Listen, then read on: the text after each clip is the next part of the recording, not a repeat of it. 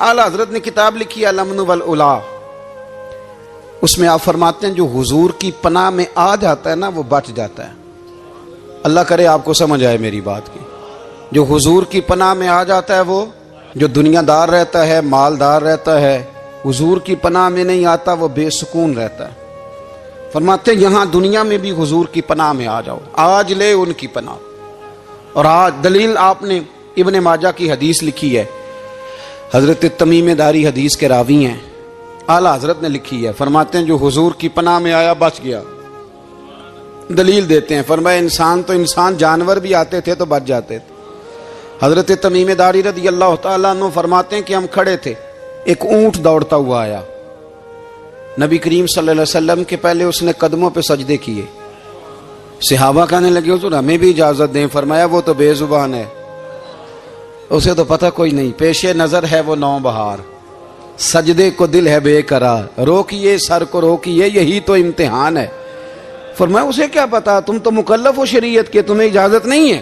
اور اعلیٰ حضرت نے 2 ٹوک لکھا ہے، فرمایا سوائے خدا کے کسی کو تعظیمی سجدہ بھی حرام ہے۔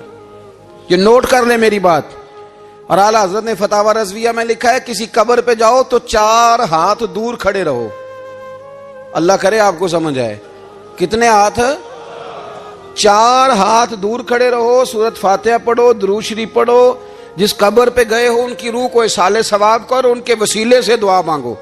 اعلیٰ حضرت فرماتے ہیں قبر کو سجدہ بالاتفاق حرام ہے، طواف قبر کا کرنا بالاتفاق حرام ہے، بوسہ لینے میں اختلاف ہے کہ جائز ہے کہ ناجائز ہے، لیکن بوسے سے بھی چونکہ شک پڑتا ہے تو فرماتے ہیں احمد رضا کی رائے یہ ہے کہ بوسہ لینے سے بھی بچا جائے۔ وہ آ گیا تو اس سے اگلی باتیں کرتا ہے، بس خاموش رہ، باادب رہ اور پیچھے رہ۔ تو حضرت تمیم داری کہتے ہیں یہ حدیث اعلیٰ حضرت نے لکھی ہے الامن والعلا میں، فرماتے ہیں کہ اونٹ نے پہلے سجدہ کیا، قدم چومے، پھر اس نے حضور کے کان میں کوئی بات کہی۔ روزے دے دوالے نے غلاماں دیاں ٹولیاں، ایک پہ سندا کروڑاں دیاں بولیاں، یعنی اونٹ نے بات کی تو حضور نے وہ بھی سن لی۔ اعلیٰ حضرت کہتے ہیں جو پناہ میں آتا ہے بچ جاتا ہے۔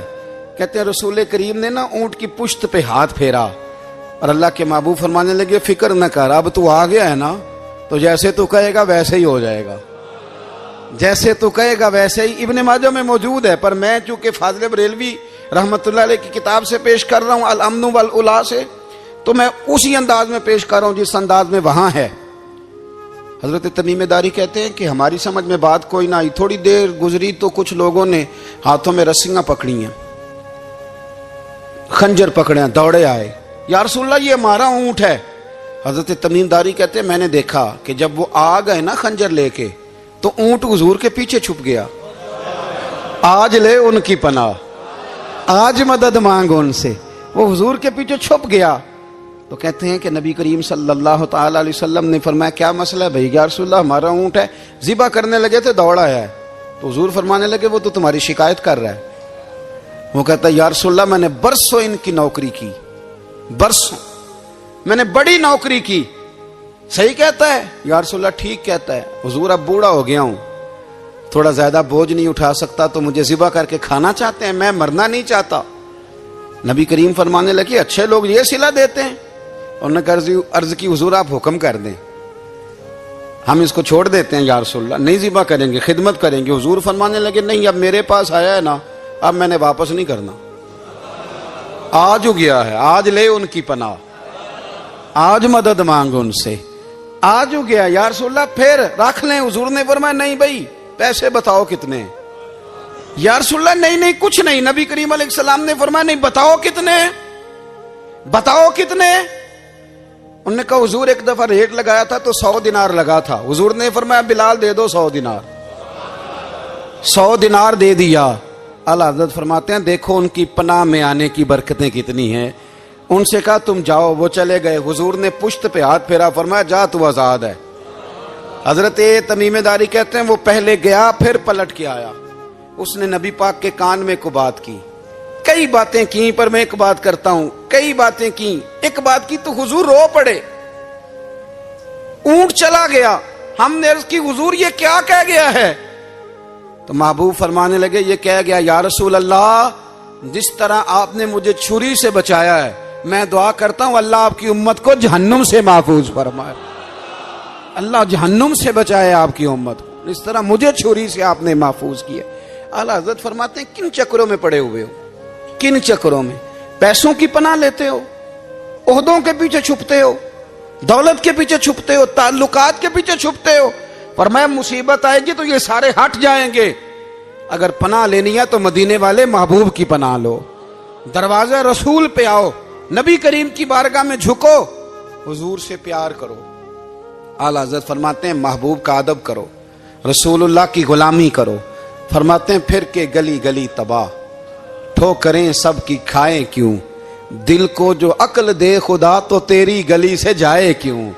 اور فرمانے لگے جان ہے عشق مصطفیٰ، روز فزوں کرے خدا، جس کو ہو درد کا مزہ وہ ناز دوا اٹھائے کیوں، جس کو ہو درد کا مزہ وہ ناز دوا اٹھائے کیوں۔ انہوں نے محبوب کریم کی محبت کا پیغام دیا، صحابہ کی محبت کا، بولیے، صحابہ کی محبت کا پوری کتاب لکھی حضرت صدیق اکبر جناب عمر کے فضائل پر۔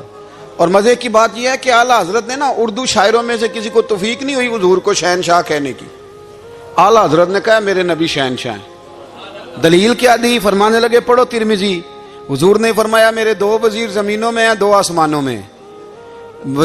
زمین کے دو وزیروں کے نام ابو بکر اور عمر ہیں، آسمان کے دو وزیر ہیں جبریل اور میکائیل۔ تو اعلیٰ حضرت کہنے لگے حضور وزیر تو کسی شہنشاہ کے ہی ہوتے ہیں، پھر کہہ لو نا شہنشاہ۔ تو پھر فرمانے لگے حاجیو آؤ شہنشاہ کا روضہ دیکھو، حاجیو آؤ شہنشاہ کا روضہ دیکھو، کعبہ تو دیکھ چکے اب کعبے کا بھی کعبہ دیکھو، کعبہ تو دیکھ چکے اب کعبے کا بھی، غور سے سن تو رضا کعبے سے بھی آتی ہے صدا، میری آنکھوں سے میرے پیارے کا روضہ دیکھو۔ اعلیٰ حضرت نے ساری زندگی اور صحابہ کرام کی بات کی، اہل بیت کی بات کی، اولیاء کی بات کی، صوفیاء کی بات کی، دفاع کیا سب کا، سب کے شانوں میں لکھا، امت کو بتلایا کہ اپنے بزرگوں سے جڑے رہو گے تو بچے رہو گے۔ اعلیٰ حضرت نے طنز کرنے سے، تنقید کرنے سے، بلا وجہ غلطیاں نکالنے سے اور ایک دوسرے پر لان تان کرنے سے ہمیں بچنے کو کہا۔ اعلیٰ حضرت فرماتے ہیں کوئی علم اگر آ جائے نا تو اس کا معنی یہ نہیں کہ سب کو جاہل سمجھ لینا چاہیے۔ سمجھ آ رہی ہے میری بات کی؟ ہم جس شعبے میں بھی ہوتے ہیں نا سامنے والے کو ان پڑھ ہی سمجھتے ہیں۔ مولویوں کے بارے میں بعض لوگوں کا خیال ہے کہ یہ پتہ نہیں کون سی مخلوق ہے، ان کو کیا پتا دنیا داری کا۔ میں صحیح کہہ رہا ہوں۔ اسی طرح جو میرے شعبے سے تعلق رکھنے والے لوگ ہیں وہ کہتے ہیں شاید سارے تاجر 2 نمبر طریقے سے ہی مال کماتے ہیں۔ یہ ہو نہیں سکتا، ایسا ہو نہیں سکتا۔ ہمیں نا دوسروں کی اہمیت کی خبر رکھنی چاہیے، ہمیں ایک دوسرے سے پیار، ہم طنز کرتے ہیں، تنقید کرتے ہیں۔ فاضل بریلوی منع کرتے تھے، آپ فرماتے یہ طریقہ درست، ہم جب غلطیاں نکالنے پہ جاتے ہیں تو معاذ اللہ اتنا اوپر بن جاتے ہیں کہ معاذ اللہ ثم معاذ اللہ اللہ رسول تک پہنچ جاتے ہیں۔ اعلیٰ حضرت کے زمانے میں ایک شخص نے کہہ دیا نبی پاک کا خیال آئے تو نماز ٹوٹ جاتی ہے۔ عقل ہے نا جی، جہاں مرضی لے جاؤ۔ وہ کہنے لگا جی میں نے خالص اللہ کے لیے پڑھنی ہے نا فلسفہ عجیب، نبی پاک کا خیال آئے تو نماز۔ اعلیٰ حضرت فرمانے لگے تو بڑا ہی پاگل ہے، جب تو کہے گا السلام علیکہ ایھا النبی، خیال آئے گا کہ نہیں؟ فرمانے لگے تو بڑا ہی نادان ہے، جب تو کہے گا اللہم صلی علی محمد وعلی، خیال آیا کہ نہیں آیا؟ فرمانے لگے تو نبی پاک کی بات کرتا ہے، نماز میں تو ابا اماں کا بھی خیال آتا ہے، ربنا اغفر لی والی والدیہ۔ فرمانے لگے ربے کے خیال سے نہیں ٹوٹتی تو مدینے والے کے خیال سے کیسے ٹوٹ گئی؟ فرمانے لگے بڑا ہی بیوقوف ہے تو۔ اعلیٰ حضرت فرمانے لگے تو کہتا ہے حضور کا خیال آئے تو ٹوٹ جاتی ہے۔ فرمانے لگے جب تک حضور کا خیال آئے نہ نماز ہوتی نہیں، جب تک حضور کا خیال نہ آئے نماز ہوتی نہیں، سوال ہی نہیں پیدا ہوتا۔ لوگوں نے کہا جناب وہ کس طرح؟ تو اعلیٰ حضرت فرمانے لگے اللہ نے کہا قرآن میں واقعی الصلاۃ، نماز پڑھو، یہ نہیں بتایا کتنی پڑھنی ہے، اور یہ بھی نہیں بتایا فجر کی کتنی پڑھنی ہے، یہ بھی نہیں بتایا ظہر کی، یہ بھی نہیں بتایا قیام کیسے کرنا ہے، ہمیں یہ بھی نہیں بتایا رکوع کیسے کرنا ہے۔ ہمیں پتا کیسے پتا چلا؟ جب صحابہ نے کہا نا رب کہتا ہے نماز پڑھیں تو کیسے پڑھیں، تو حضور فرمانے لگے سلو کما رأیتمونی اصلی، نماز اس طرح پڑھو کرو جس طرح مجھے پڑھتے ہوئے دیکھتے ہو. تو کہا یہ تو کیسی عجیب بات کر رہا ہے کہ نبی کریم صلی اللہ علیہ وسلم کا خیال آئے. اور پھر بڑی مزیدار بات, ایک شخص نے اعلیٰ حضرت سے آ کے نا, اس زمانے میں نا ایک آریہ مذہب ہوتا تھا, اب اللہ کا شکر ہے وہ کوئی نہیں. اب ویسے جو بڑے نئے نئے مذہب نکل آئے ہیں, جو آدمی جتنا پڑھ جاتا ہے معاذ اللہ وہ ایک نئی بات ہی شروع کر دیتا ہے, اور جو انوکھی بات کرے اس کے پیچھے رش بھی زیادہ ہو جاتا ہے. سٹائل ذرا ہٹ کے ہو نا جی تو ذرا ماحول جلدی بن جاتا ہے. تو وہ آریہ مذہب تھا, تو وہ ایک آریہ آ گیا اعلیٰ حضرت کے پاس, آ کے کہنے لگا کہ فرض کی اہمیت زیادہ ہے کہ سنت کی؟ تو اعلیٰ حضرت فرمانے لگے بھئی اہمیت تو فرض کی زیادہ ہے. تو کہنے لگے آپ کا وضو تو پھر سنت سے شروع ہوتا ہے. وضو میں پہلا فرض ہے منہ دھونا, اور آپ سب سے پہلے ہاتھ دھوتے ہیں, یہ بھی سنت. ناک میں پانی ڈالنا یہ بھی, کلی کرنا یہ بھی. میری بات کی سمجھ آ رہی ہے؟ اس نے کہا یہ آپ عجیب لوگ ہیں, فرض اگر بڑا ہے تو پہلے فرض ہونا چاہیے تھا. سمجھ آ رہی ہے میری بات کی؟ لوگ دین پر بڑے بڑے مختلف اعتراضات کرتے ہیں نا. اس نے کہا جی پہلے ہونا چاہیے تھا فرض. تو منہ دھونا فرض ہے, آپ نے گھٹنوں تک ہاتھ دھوئے, اب یہ جو آپ نے ہاتھ دھو یہ بھی سنت, کلی کری تو وہ بھی سنت, ناک میں پانی ڈالا تو وہ بھی سنت, تو آپ تو چوتھے نمبر پہ فرض ادا کر رہے. تو اعلیٰ حضرت فرمانے لگے تم اصل میں محبوب کا غلام نہیں نا. ہاں تجھے کیا پتا ہو یہ بات کیا ہے, تو بیٹھ جا ہم سے سن, ہم تجھے بتاتے ہیں. اس نے کہا جی کیا مطلب؟ فرمانے لگے یہ محبوب جو ہے نا ہمارے, یہ ہمیں بڑی جگہوں سے بچاتے ہیں, یہ بچا بچا کے فرائض تک لے جاتے ہیں. کیا مطلب؟ کہنے لگے حضور نے ہمیں کہا ہے کہ پہلے نا ہاتھ دھو لو, پتہ چل جائے پانی زیادہ گرم تو نہیں, منہ جالی نہ جائے, پہلے نا دیکھ لو. فرمایا پھر ناک میں ڈال کے پتہ کرا لو کہ اس میں سے بدبو تو نہیں آتی. سنت بھی ادا ہو گئی, پتہ بھی چل گیا بو تو نہیں آ رہی. اور فرمایا پھر منہ میں ڈال کے چکھ لو کہ بد ذائقہ تو نہیں. اب یہ 3 سنتیں ادا کر کے تم فرض ادا کرو گے تو اللہ بھی راضی ہوگا, اللہ کے رسول بھی راضی ہوں گے. آپ فرماتے ہیں مسلمانوں اس حدیث کو یاد کر لو, اگر تم اسے یاد کرو گے تو مضبوط ہو جاؤ گے. حدیث کیا ہے؟ نبی کریم صلی اللہ علیہ وسلم نے فرمایا اگر سارے انسان مل کے بھی تیرا برا کرنا چاہیں تو جب تک رب کی مشیت نہ ہو وہ تیرا برا کر نہیں سکتے. اور حضور صلی اللہ علیہ وسلم نے فرمایا اگر سارے انسان مل کے تیرا بھلا کرنا چاہیں تو جب تک رب کی رضا نہ ہو تیرا بھلا ہو نہیں سکتا. تو اعلیٰ حضرت فرماتے ہیں اس چیز کو ذہن میں بٹھاؤ, مسلمانوں اپنا رجوع اپنے رب رسول کی طرف مضبوط کرو. یہ کیا بات ہو گئی کہ میں اس سے بھی ڈر رہا ہوں, میں اس سے بھی ڈر رہا ہوں, وہ بھی میرے پیچھے لگ گیا. فاضل بریلوی رحمت اللہ علیہ ان چیزوں سے منع فرماتے تھے. وہ کہتے تھے یہ توہمات ہیں, اوہام پرستی ہے, ہمیں ان چیزوں سے ہمیشہ بچنا ہے, اپنی آنے والی نسلوں کو بچانا ہے. فرمایا کرتے تھے رب کی رضا پہ جو راضی رہتا ہے اللہ اسے سکون والی زندگی عطا فرماتا ہے. ہمارے ہاں لوگ پوچھتے ہیں طبیعت کیسی ہے, لیکن یو پی میں, سی پی میں, لکھنؤ میں پوچھا جاتا ہے کہ کیا شکایت ہے آپ کو؟ کہتے ہیں یہ سر درد کی شکایت ہے. یہ اردو کا ایک محاورہ ہے. جناب کیا شکایت ہے؟ کہتے ہیں جی مجھے کمر درد کی شکایت ہے. پھر پوچھنے والے پوچھتے ہیں کہ جناب اس شکایت کا کیا بنا؟ تو صدر الشریعہ مولانا امجد علی صاحب اعظمی رحمۃ اللہ علیہ فرماتے ہیں اعلیٰ حضرت کو بخار تھا تو میں حاضر ہوا, تو میں نے کہا حضور شکایت کا کیا بنا؟ کہنے لگے مولانا پڑھے لکھے ہو کے تو ایسی باتیں نہ کرو, شکایت کس سے کرنی ہے؟ رب نے جس حال میں رکھا ہے بڑا ہی اچھا رکھا ہوا ہے. شکایت کا کیا معنی ہوا؟ اللہ نے جہاں سمجھا مناسب اس نے ہمیں رکھا ہے. شکایت کیا ہوتی ہے؟ مجھے کسی سے شکایت نہیں. فرمایا کرتے تھے الحمدللہ مجھے سر درد بھی ہوتا ہے اور بخار بھی ہوتا ہے اور میں بڑا خوش ہوں. یہ وہ والی بیماریاں ہیں, یہ وہ امراض ہیں جو نبیوں کے قدم بھی چومنے آیا کرتے تھے. میں خوش بخت ہوں کہ وہ امراض جو انبیاء کے پاس آتے تھے, سر درد اور بخار, وہ مجھے لگتے ہیں. اپنی زندگی کو رضا والی زندگی بنایا. یقین بڑا کامل تھا میرے اعلیٰ حضرت کا. امام غزالی نے حدیث لکھی ہے, نبی کریم صلی اللہ علیہ وسلم نے فرمایا ہے یقین اس طرح سیکھا کرو جس طرح تم قرآن سیکھتے ہو. آج میرے دور کا سب سے بڑا مسئلہ یقین کی کمزوری ہے. مسلمان کچی پکی سوچیں سوچتا ہے, کمزور کمزور جملے بولتا ہے, اس کو دنیا داروں کے وعدوں پر اعتماد جلدی ہوتا ہے. لیکن معاذ اللہ اللہ رسول کے وعدوں کے بارے میں یہ کئی دفعہ شکوک کا شکار ہوتا ہے، اسے سمجھنا چاہیے۔ فاضل بریلوی ایک پختہ یقین والی شخصیت تھے، پختہ یقین والی۔ بریلی شریف کے دائیں بائیں طاعون کا مرض پھیل گیا تو اعلیٰ حضرت فرماتے ہیں میرے منہ میں بھی کچھ گلٹیاں نکل آئیں، تو بعض لوگوں نے کہا شاید آپ کو بھی طاعون ہو گیا ہے۔ اعلیٰ حضرت رحمۃ اللہ علیہ فرماتے ہیں جو سب سے بہترین طبیب تھا وہ لایا گیا، اس نے میرا منہ دیکھ کے گلٹیاں دیکھ کے کہا خو آپ کو تو طاعون کا مرض ہو گیا ہے۔ تو اعلیٰ حضرت فرمانے لگے مجھے ساری بیماریاں لگ سکتی ہیں، یہ نہیں لگ سکتی۔ اس نے کہا حکیم میں ہوں کہ آپ ہیں؟ فرمایا نہیں آپ ہی ہیں، پر یہ بیماری مجھے نہیں لگ سکتی، یہ مجھے ہو نہیں سکتی۔ اس نے اصرار کیا تو اعلیٰ حضرت رحمۃ اللہ تعالی علیہ اس کو کہنے لگے میاں تو جو مرضی کر لیکن مجھے طاعون کا مرض نہیں ہو سکتا، یہ بات طے ہے۔ وہ ناراض ہو کے چلا گیا۔ اب طاعون کی جو گلٹیاں ہوتی تھی نا وہ بڑے بڑے مہینوں نہیں جاتی تھی، تکلیف رہتی تھی۔ اعلیٰ حضرت کہتے ہیں میں نے اسی رات نا تھوڑی سی کالی مرچوں کا سفوف بنایا اور مسواک میں رکھ کے جب منہ کے اندر چھڑکا تو تھوڑا سا خون نکلا اور میرا منہ بالکل ٹھیک ہو گیا۔ سویرے میں نے کہا بلاؤ نا اپنے حکیم کو جو کہتا تھا طاعون ہو گیا ہے۔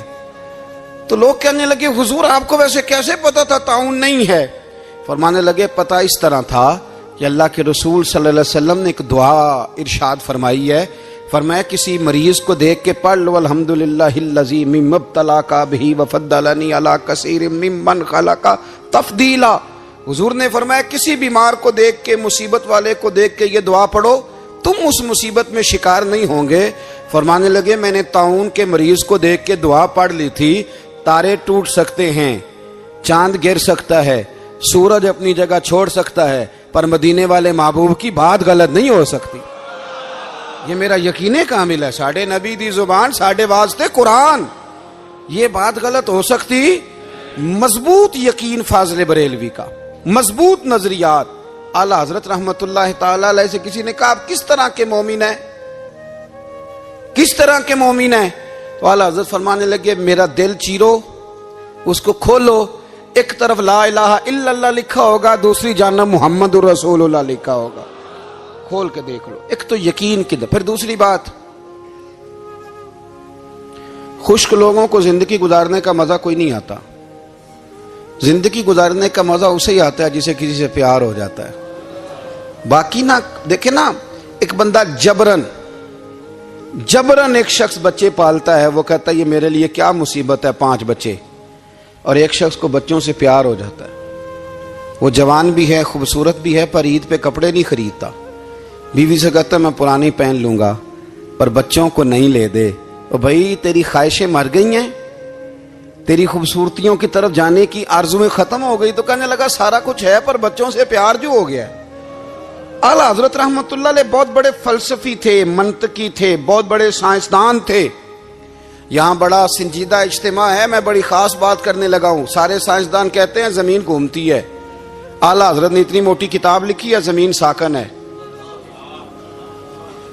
فرماتے تھے ہم جیسے مرضی سائنسدان کہیں گے آپ نے دلائل دی ہیں۔ آپ فرماتے ہیں جب نبی کریم علیہ السلام کی حدیث مسلم شریف میں موجود ہے کہ جب اللہ نے زمین کو پیدا کیا زمین کانپنے لگی تو اللہ نے پہاڑوں کو میخیں بنا کے قلعے بنا کے اندر لگا دیا تو زمین ٹھہر گئی۔ فرمانے لگے جب مصطفیٰ کریم نے کہہ دیا ٹھہر گئی ہے تو سارے سائنسدان بھی کہیں تو ہم ماننے کو تیار نہیں کہ گھومتی ہے۔ انہوں نے دلائل دیے۔ وہ ہمیں نہ روز کہہ دیتا ہے ڈاکٹر آپ کی طبیعت خراب ہے، کھانسی ہے، گھر میں کسی اور کو تو نہیں؟ ہاں جی ہے جی۔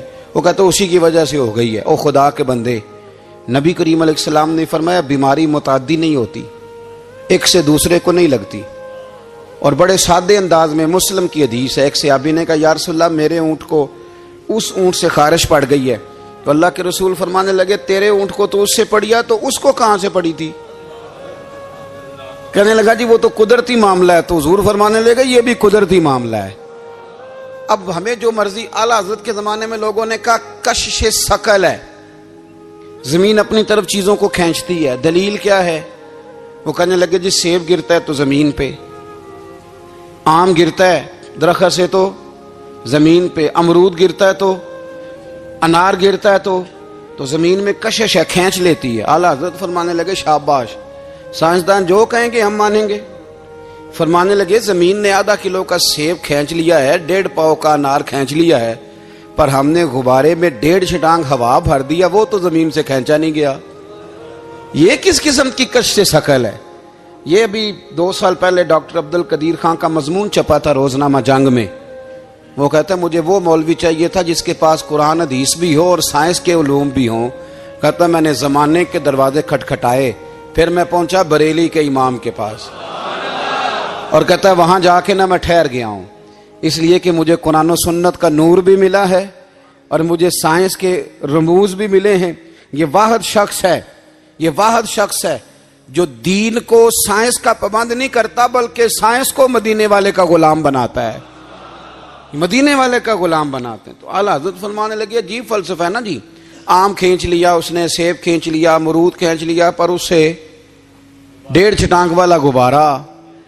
تو لوگوں نے کہا حضور پھر مسئلہ کیا ہے؟ آپ فرمانے لگے مسئلہ یہ ہے کہ ہر چیز اپنی اصل کی طرف لوٹ جاتی ہے، ہر چیز اپنی، سیب امرود انار زمین سے پیدا ہوتے ہیں تو زمین پہ گرتے ہیں، ہوا کی اصل اوپر ہے، اس لیے جب غبارے میں ہوا بھریں گے تو ہوا اس کو اوپر لے جائے گی۔ ہاں جب اس سے ہوا نکل جائے گی تو پھر غبارہ جو جس کی اصل ہوتی ہے ادھر لوٹ جاتا ہے۔ انسان مٹی سے بنا ہے تو جاتا کہاں ہے؟ مٹی دیں مٹی رہنا ہی ایویں کا دی بلے بلے، اج مٹی دے اتے بندیا تے کل مٹی دے تھلے۔ تو اعلیٰ حضرت رحمت اللہ تعالی علیہ نے نا اپنے سارے علوم کو نبی پاک کا غلام بنا دیا۔ آپ فرمایا کرتے تھے آج لے ان کی پناہ، آج مدد مانگ ان سے، کل نہ مانیں گے قیامت میں اگر مان گیا۔